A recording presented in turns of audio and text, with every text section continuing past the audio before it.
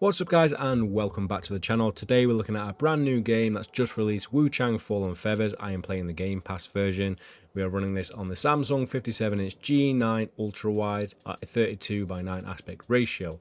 Now, at the beginning of this video I did start playing the game without frame gen turned on, so we're playing at pretty much max settings, only with the DLSS turned to 90% scaling, so it's in the top end of the quality mode there. Everything else is maxed out, and you'll see that we're getting between 50 to 70 frames at times, so it fluctuates a little bit, but I think that's totally worthwhile performance for a game running without frame gen on Unreal Engine 5. There are a few stutters here and there, but not too much throughout the game. It does have a compilation stutter meter when you are loading into the game for the first time. Pretty excited for this one. It's kind of gone under my radar actually. I do like Souls games, and when I first saw this one I thought it was just another one of the pack of these Souls-like games, but when I've looked more into it, it seems like it's got quite a lot of dark gothic imagery in there. The enemies in particular have some really awesome horror aesthetics, so yeah, I thought I got to try this one out, and with it being on Game Pass it's a no-brainer. Throughout the video you're going to see me going through all the different types of resolution from 100% all the way down to 30%. You're going to be shocked when you see that for a few seconds, but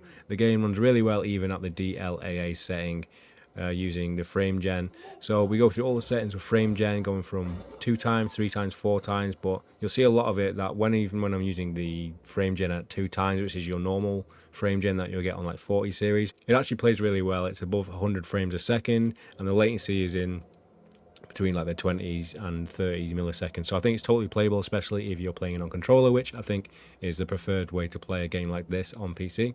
I'm not entirely sure if ray tracing is in this game. It doesn't have a specific option in the graphics settings for ray tracing, so it might be baked lighting, but it might just be one of the actual reflections settings built in without a title.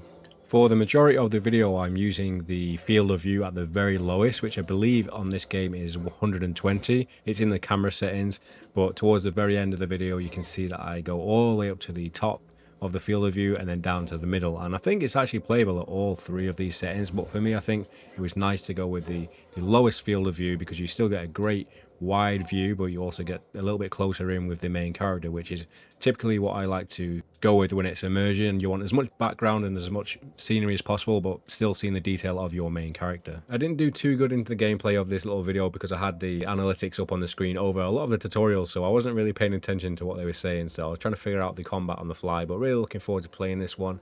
And I think from the video, if you can read the analytics, because they are a little bit blurry because it is really hard to get this entire monitor in the screen, but one day I will figure out a way to get that nice and sharp for you guys. But you're going to see that it's got pretty great performance on every setting here and using the 5090.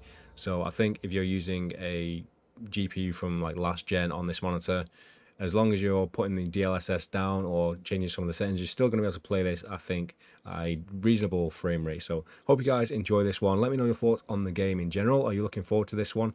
And what other upcoming Souls-like games are you excited for?